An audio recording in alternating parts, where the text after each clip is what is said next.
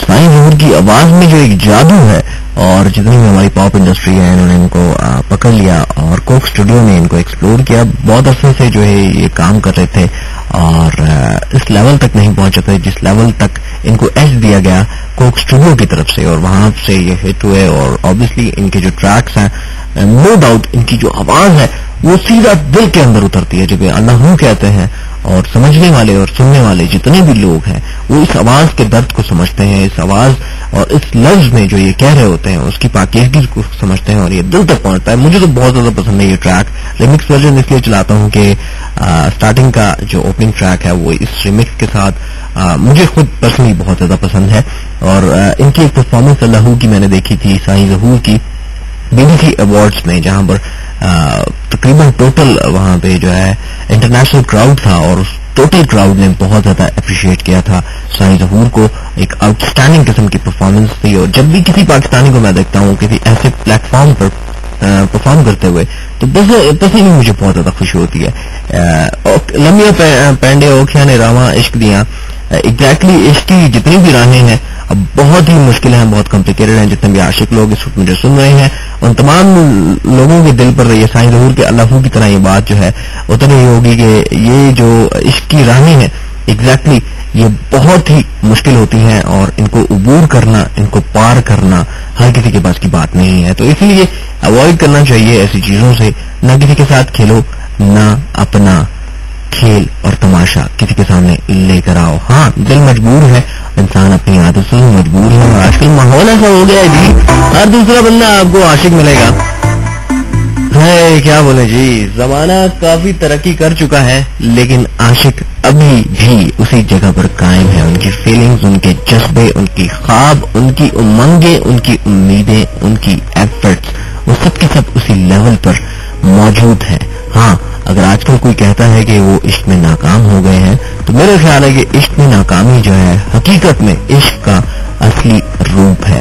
इंसान जब किसी से इश्क करता है उसको हासिल कर लेना, ये मतलब काफी लंबी चौड़ी बहस चली। मेरे एक मैनेजर थे, बैंक मैनेजर थे इस्लामाबाद में, और मैं क्योंकि वहां पे अकेला था फ्लैट में तो है मतलब खास टाइम पास नहीं होता था जाके वहां पे कोई टीवी वगैरह देख लिया या न्यूज चैनल्स देख लिया, कोई मूवी देख ली, तो उसके मैं अवॉइड करता था। मैं मैनेजर के साथ ही बैठता था। तो शाम को जो ही ब्रांच बंद होती थी तो हम दोनों वहां पे महफिल लगा के बैठ जाते थे। वो अपने मोबाइल में एक बड़ा जबरदस्त किस्म का रबाब का म्यूजिक चलाते थे और उसके बाद जो है वो टेबल पे टांग रख के, और अपनी एक पूरे दिनों सिगरेट नहीं पीते थे उस वक्त, जो है वो एक सिगरेट दिन में पीते थे और बड़ा एंजॉय करते थे उस सिगरेट को। मैं उनको काफी ताकीद करता था कि यार आप मतलब पूरे दिन नहीं पीते, आप पूरे दिन बर्दाश्त कर सकते हैं तो एटलीस्ट इस चीज को आप अवॉइड कर सकते हैं। आप सिगरेट के आदी नहीं है। लेकिन कहता है यार ठीक है, चलता है। तो खैर, जो सिगरेट पीते हुए उनकी जो बातें होती थी, उनकी जो फिलॉसफीज होती थी, उन्होंने दुनिया देखी थी और पूरी दुनिया का ट्रैवल उन्होंने किया हुआ था। और वो सिंगापुर में भी बैंकर रह चुके थे। बहुत अच्छा उनका एक्सपीरियंस था। तो उनकी जो नॉलेज थी, उन्होंने जो फलसफे पढ़े हुए थे, उनकी जो बातें थी, रियल में बहुत इंटरेस्टिंग बातें थी। और अगर मैं कहता हूँ कि मेरी पर्सनैलिटी में चेंज आया है तो वो अहमद साहब की वजह से आया है। अहमद साहब से अभी मेरा कांटेक्ट होता है और हमारी जब भी बात होती है तो 1 घंटे 1.5 घंटे की बात होती है। वही बातें हम करते हैं जो हमेशा करते रहते हैं। तो उन्होंने मुझे कहा था कि इश्क हासिल कर लेना कमाल नहीं है, असली आशिक वो होता है जो जीता है अपने इश्क को खोकर। अमर हो जाता है इश्क जब इश्क हासिल नहीं होता, पूरी जिंदगी के लिए कायम होता है। तो मैंने आशिकी की 14 साल मेरा अफेयर रहा एक लड़की के साथ, और उसके बाद मतलब बहुत सारे उसमें क्राइसिस आए। उसके पेरेंट्स जो हैं लड़की के वो अगेंस्ट थे और मेरे पेरेंट्स भी अगेंस्ट थे। पता नहीं क्या मसला था। तो बहरहाल कहते चलता रहा, काफी चलता रहा, फड्डे, लड़ाइयाँ, झगड़े। उसके कजन ने मारा पीटा भी मुझे, बहुत एफर्ट्स किए, रोता था, पूरी रात रोता था, तड़पता था। और आखिर में ऐसा हुआ कि उसकी मंगनी होगी लड़की की, लेकिन फिर भी मुझसे बर्दाश्त नहीं होता था। 3 महीने तक बोलता है वो रातें मैंने किस तरह से गुजारी थी मुझे आज तक याद है। उसके बाद लड़की ने स्टैंड लिया और मंगनी उसकी टूटी, फिर हमारी शादी हुई। मैं बहुत ज्यादा खुश था। लेकिन जब शादी हो गई तो वो लड़की जो थी वो उस वक्त मेरी महबूबा नहीं रही। उस वक्त मेरा वो इश्क खत्म हो गया था, क्योंकि वो फिर मेरी बीवी बन गई। और बीवी जो है बीवी बीवी होती है, चाहे वो आपकी महबूबा हो, आपकी गर्लफ्रेंड हो या आपकी अरेंज मैरिज हो, बीवी हमेशा बीवी ही होती है, उसकी वही डिमांड्स होती है, ठीक है। शादी से पहले जो है आप बड़े अरमान पूरे करते हैं, बड़े ख्वाब दिखाते हैं, छोटी छोटी बातों पर आप उनको मनाते हैं। जब शादी हो जाती है, जब आपका इश्क आपको हासिल हो जाता है, तो उसके बाद जब छोटी छोटी बातों पर वो नाराज होती है, बोलते हैं हर टाइम तुम्हारा ये तमाशा है, और यही छोटी छोटी बातें जो है मिसअंडरस्टैंडिंग्स क्रिएट करती हैं और बंदे की लाइफ जो है टेंशन से भर जाती है। मैंने जितने भी 60 या 70% अफेयर्स और आशिकों को देखा है जिनकी शादियां हो गई हैं, तो वो यही कहते हैं कि यार बीवी बीवी होती है, चाहे आप अपनी गर्लफ्रेंड से शादी करो या फिर आपकी अरेंज मैरिज होती है या लव मैरिज होती है, जो भी होता है बीवी बीवी होती है। और वो बात इसी बात से इत्तेफाक करते हैं कि शादी का लड्डू जो नहीं खाता वही पछताता है, जो खाता है वही पछताता है। इश्क अमर इस तरह से होता है, जब इश्क हासिल नहीं होता तो फिर वो अरमान, वो कर्ब, वो चाहत, वो क्रेज, वो क्यूरियोसिटी, वो एंजाइटी, वो सारी चीजें जो है आपके साथ रहती हैं और पूरी जिंदगी आपका इश्क आपके दिल में जिंदा रहता है। ये एक प्रैक्टिकल अप्रोच जो है मैंने अहमद साहब की प्रैक्टिकल फिलॉसफी मैंने आपसे शेयर की।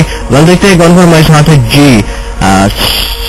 शाजिया बतूल हमारे साथ है। हाउ यू शाजिया बतूल, कैसे हैं आप? सलाम इंडस्ट्रीज, आपने कहा सॉन्ग सुनना चाहती हैं रोजन का यादें। हाँ, बड़े अर्से के बाद आपने रोजन की यादें ट्रैक की रिक्वेस्ट की, बल्कि किसी लिस्टर ने काफी अर्से के बाद ट्रैक की रिक्वेस्ट की। So obviously I will play this track. आप कहती हैं कि इंसान में किस चीज का एहसास ज्यादा होना चाहिए?